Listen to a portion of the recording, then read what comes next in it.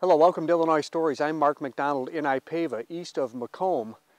And this is a story really about two schools and a retired couple whose roots go back for generations here. First, the White School, the Freeman School, which was moved here by the couple. And the second instance is the oldest building in the city is now housed in one of the newest buildings. Let's pick up that intriguing story inside. Well, Marion, I'm going to call this cabin number one because this is the old cabin. Right. We've got schoolhouse number one here and we've got schoolhouse number two over there. But what's fascinating about schoolhouse number one is it's sitting in a building that you built on a concrete floor right now. But this is exactly where this school / cabin sat before it was demolished by a tornado. Isn't that right? Almost. It was about 12 feet that direction. We moved it in just a little bit. Same lot. It was on the same lot. Just moved it about 12 feet. Yeah. And this is the oldest existing structure in Ipava, I take it. 1840-ish. Is that right? 1841, between 1841 and 1843. Yeah. Now you believe this was built as a schoolhouse, a one-room schoolhouse. Most people around here think that it was just a log cabin, but in reading some of the history, I know that Phoebe Easley Fitzhenry went to school, in a school, sitting about in this position, so it had to be this building, because she tells the story about going to the woolen mill, which is about a block away, and it was just one block to the southeast. And this school was here for quite a while and then got to be used as a log cabin after they built the new school next door. And when it got to be used as a log cabin, then a house was built around it. And the house was here until 1980 something. And they decided to tear the house down. Instead of just demolishing the house, they took it down piece by piece and found the log cabin inside the house. Somebody had remembered a story that there was a log cabin in there, huh? Right. And it was the living room of the house. And the rest of the house was built around it. And there was a lady, her name was Geraldine Smith. She was the longtime mayor of Ipava. And she was going to tear it down and then donate this lot to the city park next door. But she rehabbed it, and it sat here for about 15 years, I think, and was on display for Spoon River Drive. And a lot of people saw it, and a lot of people, as I've been building this building, come back and say, isn't this where the log cabin was? Where's the log cabin? Yeah, they miss it. They miss it. Yeah, and so it was gone for about 3 years until we got the building built and moved back in. Now here's the interesting part of this history. They removed the house that was built around this. The log cabin is sitting there. Then in 2003, a tornado comes along and spreads these logs all over Tarnation. Is that what happened? Well, over 2 lots. So you had to find them. I could number about 80–90% of the logs, and I did that, and I took it home, put it in my machine shed until we got the school next door finished, and then built this building so I had a place to move it back in. And now we've got the rest of the building pretty well finished. Going to finish the log cabin, and then this front portion of the building is going to be what we call the pioneer portion of Easley Pioneer Museum. How nice. Now, we're looking at this, this is, what is it, a corner beam here or a corner piece? This is the top log, the 9th log in the stack, the top log of the front, and the notches are for the rafters. And the rafters are leaning against the wall. They're in that corner over there. Those are the rafters. Wow, they're big and heavy, aren't they? Yeah. And when I'll be glad to get to that point. When I get that point, why I'll feel like that means you're pretty much near the top. Yeah. Now, also, let's look at this piece here. The foundation, when you found the pieces, it was rotten, wasn't it? It was. And then you had to recreate pretty much those. Termite eaten. It just fell apart. And that's a new log that we cut down a large black locust tree. Most of the logs are oak, but I used the black locust because it was here, and made a new log both in front and back. Those 2 logs are new. I think all of the rest of the logs are going to be usable. There's one there that I had to repair a little bit. If you notice, it's stuff full of concrete. It split open, but I repaired it. I think it's going to work okay. The logs that are used as floor joists, those also fell apart, and these are old logs that I got from another building, and I'm going to reuse those for floor joists. What a fascinating project. This is going to be a real piece of work when you get it done. This will be the pioneer This is exhibit. the pioneer part. Yep. Right. Great. This part of the building is 40 by 40 and 16 feet tall. And if I've got my calculations right, the peak of the roof will be within about 8 inches of the ceiling. But I've got to put after I get the cabin up, I'll put a ceiling in it. Yeah. And we have discovered that it gets pretty warm in here. So I've got it heated, but eventually we'll air condition it so it'll be more comfortable for people to visit. Good. That's great. Now, we'll call this schoolhouse number 2 because it's not as old as schoolhouse number 1. But it's interesting, this museum, Phyllis, is connected, your new building is connected by a walkway to the old one-room schoolhouse, the Freeman School. And your interest in this school is pretty personal, isn't it? Yes, yes. I went to school here for 5 years when I was growing up because it was close to our house. And the one-room schoolhouses were all located within 2 miles, and that's all the further they could be apart. So we were fortunate that had to run across our pasture to get to the school. And how old were you? I started when I was little, when I first started going there, and my mom used to play the piano at school, so she'd drag us all of us kids with her. And so my name appears in the teacher's log several times before I even started going to school, but I went through the 5th grade. So. Well, I want people to take a good look at this structure because when we get inside, I'm going to show some pictures of what this one-room schoolhouse looked like before you and your husband moved it. It was in pretty deplorable condition. It was bad. Yeah. It was bad, and we knew it was going to get.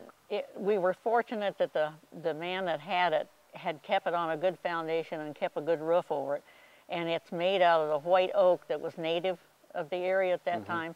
So it stood up better than a lot of them. Yeah. And he kept it as a shed.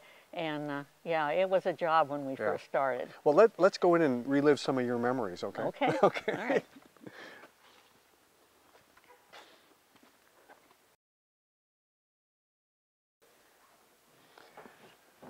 Well, Phyllis, we're looking at your 5th grade class picture right now. You were a tall girl.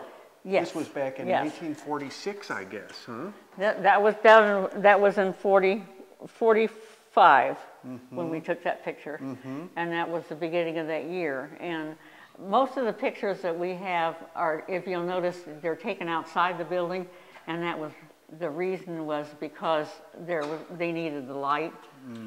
Oh, sure. And so we were probably one of the first ones inside taking a picture. I want to show your dad. Point out your dad, because he went to school here too. I think we're looking at that picture, aren't we? Right here. There's your dad. He went to school here too, the Freeman School. And my mother and my aunt. This is an uncle, and I have lots of cousins. Is one of your uncles? Okay. And that's really part of the reason why you wanted to preserve and move this school, isn't it? Because you had such a long family history with it. Well, we knew that probably my grandparents helped build the school back in the generations, and we just felt like we wanted to preserve it, to keep it for our grandkids and their kids, because it's interesting to hear the kids when they come in and look around, and they just, well, where's your gym? Where's your library? And where's your lunchroom? You know, and we said, well, we spent all of our time in this one room, and if we recessed, we played outside in the yard. And we didn't have any gym to play in. No. Well, what did you do in the wintertime? We put on our hats and coats and we went out and played. Yep. We'd have snowball fights and everything else. I want to show a picture of this, but just to show what you and your husband have done to rehabilitate this building. This is really an excellent picture. It was being used as a storage shed, a garage. A garage. They cut some garage doors into it. It was a basketball backstop as well. And look at the inside pictures of this. Look, it was just dilapidated. It needed a total transformation, and you really put a lot of work into this. Yeah, the ceiling was gone, and we did leave a little place up there that shows you how it was made with the lath and horsehair plaster and everything. But the baseboards are all original. All we did was clean them up and Yeah, and repaint we're looking them. at the green, the green color. That all that siding, all that woodwork is original. It's original. Yeah. The windows are all original windows. We had to Fantastic. repair them, but they You were had to find the wavy glass, right? the wavy glass that we had difficulty finding some of it, but it's part of the story. Yeah. And then we found blackboards around that we were able to use. Yeah. And we've got signatures on the one of the original piece we got is up there, and we've got the signatures of a lot of the students. Is that right? That we had. We The had ones them that- sign them. Yep. That went Isn't to that school neat? here. And we've had a lot of it amazes me to how many people like to come in here and look at the pictures, because they'll point it out and say, oh, there's my mother, or there's me when I went to school, and the tears will start dripping down their faces because of the memories, and to me it's worthwhile, all the work that has gone into this. You and your husband have found these desks, and you have a really good memory, so you were able to pick out the ones that really looked like the desks that would have been in the original schoolhouse. Yes, And these it's are the interesting. style we had. This row is for the little kids. The second row, the row in the middle, as you can see, they're a little bigger. That was for the middle kids. The middle And kids. the big kids got to sit got over the there, big and they have more leg room and more arm room and everything. Right. But hey, guess what? There are only 15 desks in here. You say there were 38 kids going to school here. According to the old logs that were kept, there was up to 38 to 39 students at one time in this one room. Imagine how crowded that. Well, you can imagine because you were here. I don't know what they did other than they probably were sitting on benches. Now, in some of the real, even older than this school, they had big tables with lift lids on them, and then the benches that went alongside the tables, and those kids would sit on those benches. That's the only way I could see where they could get that many kids in here and be able to teach them anything. And you got to stop and remember, there's just one teacher, and she had to teach all 8th grades. And to me, that's amazing. It is. To think that they can do that. Yeah. And I have a test over there on the bulletin board that was what they gave the 8th graders if they wanted to go on to high school. They had to either find a relative or some family to live with in town where they could go to high school. But I went through some of the questions, and there was very few I could actually answer, and it was tough. It was tough. And we belonged to a country schoolhouse association that they started several years ago, and it's interesting to get the articles that they come out with about the life in an old one-room schoolhouse. But it was a life. It was a lot of fun. We had a lot of fun. One of my classmates was teasing me the other day. He said, do you remember when you got me in trouble and we had to go up and sit on the stage? And when we were bad, the teacher would make us go up and stand in that corner, and we had to put our nose in the corner, and we had to stay there. The dunce's corner, huh? That's the dunce's corner, and you can hear the kids kind of snickering and laughing in the background. And but yeah, and we always had the flag that you see was given to me by Mrs. Foster, the last teacher we had.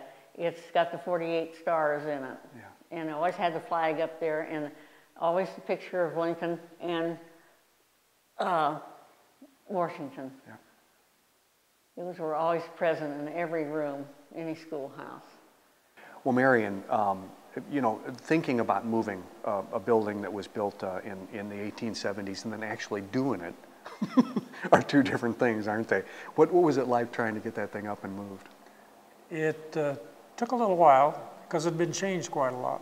When it was moved the first time, it was a school, and they moved it about 2 miles and put a garage door in one end and a folding door and tore the floor out. So all that had to be put back in. And because of over the years, the foundation of it had kind of rotted away, I had to jack it up first and replace the 6x6s under about half of it so that it was stable again, and then put the floor back in before we could get the movers. Yeah. And we had some house movers, the Bologna house movers from Farmington moved it.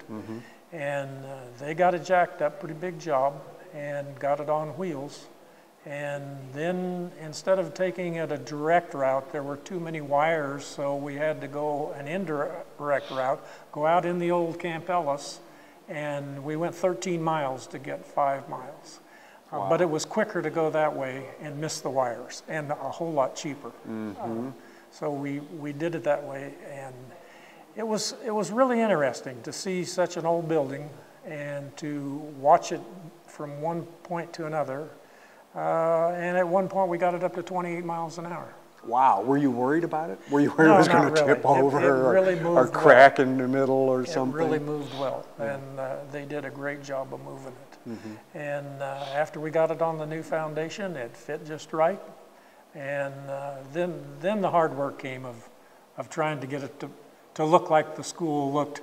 Right, actually restoring it. In 1947 when it was restored. Yeah, well, you've done a wonderful job. Well, thank you. It was fun to do, and not quite finished yet. I'd say it's 98% finished. There's still a few little jobs to do yet. Well, Marion, every fall, IPAVA hosts a homecoming, I guess you call it a homecoming, for people that were involved with Camp Ellis. Camp Ellis is a kind of an unknown secret in much of central Illinois, although people around Macomb all know about it. But during World War II, this was a massive complex, wasn't it? It was a pretty large facility. The map that we've got right here that you can see, each one of these squares is a square mile. And so it's about 6.5 miles east to west and about 5 miles north to south and about 20,000 acres. Wow. So it was a pretty good sized facility. IPAVA's down here right on the southern edge of it. And like you say, about 20,000 acres expanse. Table Grove's over here. And the bulk of the camp where everybody stayed was this area right in here. All of the barracks buildings were here. And this is the service area here. They built a railroad spur in, and when they built all of these buildings, they had to do that rather quickly in 1942. And one of the things that I've learned is that there were about 100 boxcar loads a day, every day, came into Table Grove and unloaded in this Just to supply this camp? To build the camp. To build the camp. Building it. Wow. Now, I'm looking at this hospital. This is a square mile. This is most of a square mile. That is a massive hospital. It was one of the largest in the country, the largest military hospital in the country. And one of the reasons for it being here is so that they could train military personnel as medics. They kind of developed here what turned into the MASH situation. They trained people to be able to move their hospital quickly so that they could have field hospitals. And they built an airport. The airport's right over here. And they would bring C-130s, DC-3s, people call them, not C-130s. C-47s, I'm sorry. Okay. And they would bring them in here, and I believe back there on one of the plaques it says that they could upload and be on the airplane and gone in 15 minutes with their whole hospital. Wow. Hey, let's go over here and take a look at, you're very fortunate because you've got a local family here who has donated uniforms from first. Let's look at World War I because this would be the oldest of the bunch. Yes, this is Will Butler's uniform. These were donated by Mrs. Butler, and she was married to Will Butler's son, which is this uniform over here. He's the World War II vet. And she kept these uniforms. So the World War I uniform, the World War II uniform. And they're from Lewiston. In the same family, and they're from the Lewiston area. And what really ties them in is the third uniform, and it's this one back here. And it's Ruth Butler's, Will Butler's wife. And she was a nurse at the hospital in Camp Ellis, or sometimes they were called the Gray Ladies. I'm not sure which is the best term. But in this picture here on this plaque, it shows Mrs. Butler. She's right here in the corner. And that's the uniform that she wore.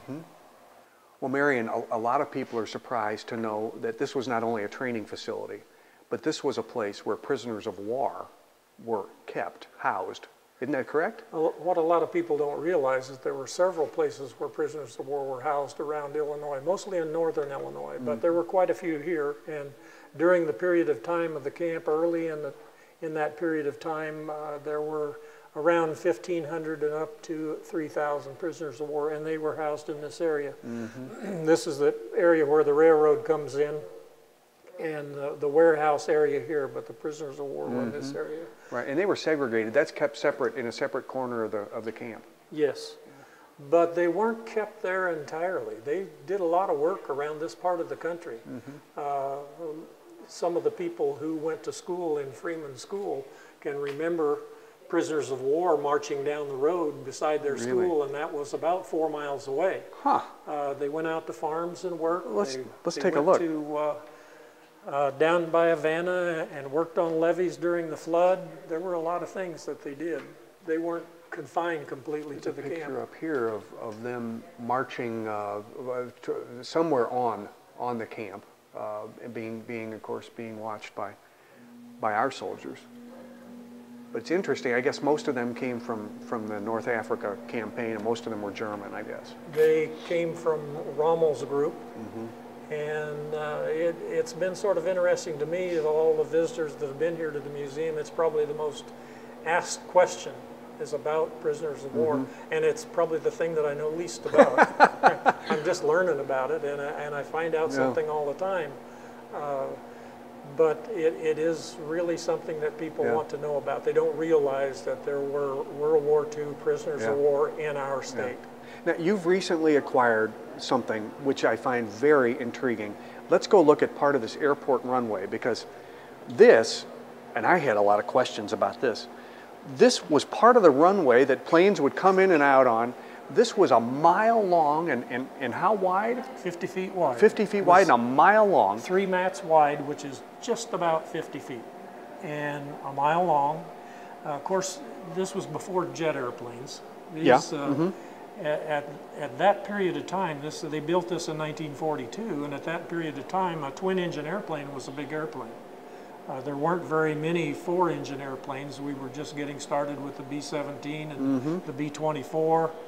They were being developed and built, but there, as far as I can find out, there weren't any 4-engine airplanes that came onto this runway. They lay this thing down on the sod, 1 mile long, 50 feet wide, and they got it done in 24 hours. 24 hours. Wow. That's the war effort. I had a fellow in here visiting a while back that helped lay it. And he commented to me as one of the worst days of his life that he had to lay that runway. He was looking at this picture when he said it. It's a picture of a bunch of guys just laying down steel mats, and they're very heavy. It takes 2 people really to carry one. 3 would be better. But they laid all of that in 24 hours. Marjorie Bordner, you were one of the first people hired at Camp Ellis, Camp Ellis, weren't you? Right. What were you hired to do?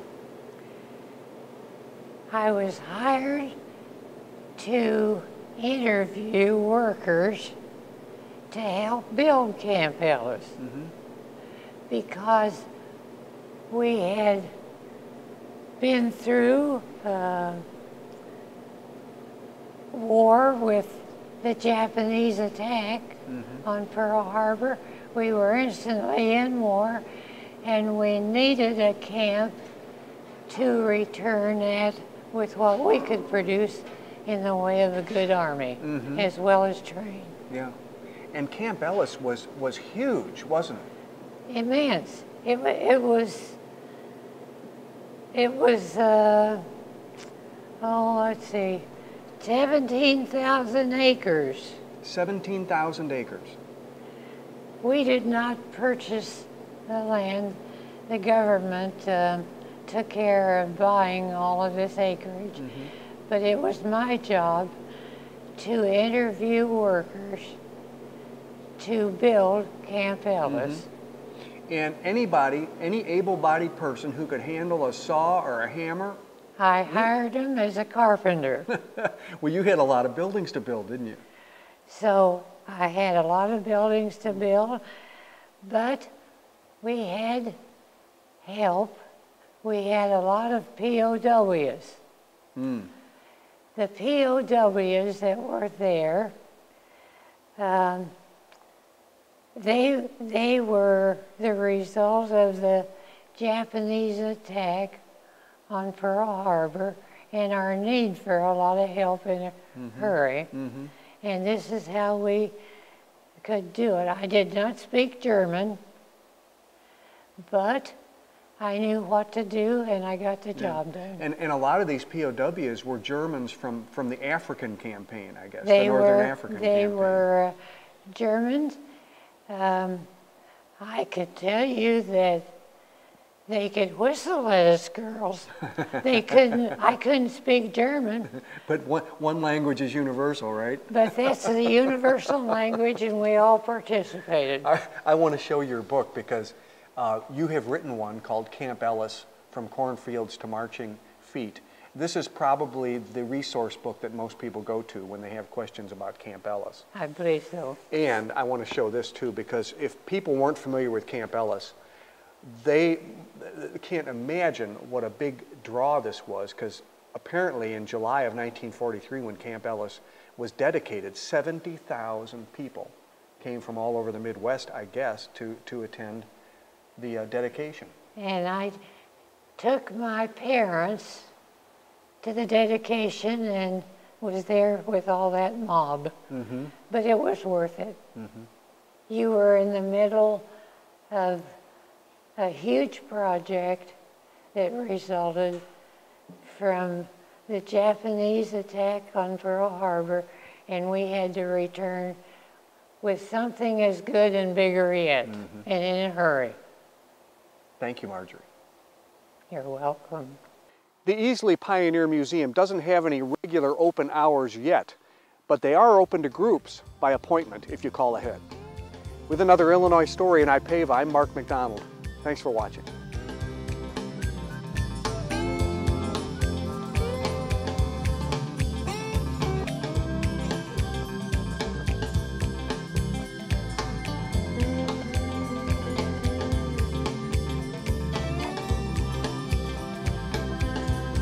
For a DVD copy of this episode of Illinois Stories, send 1995 to Network Knowledge, P.O. Box 6248, Springfield, Illinois 62708. Be sure to include the program name, broadcast date, and topic. You may also order with your credit card by calling 800-232-3605 or by using our secure server by going online to networkknowledge.tv.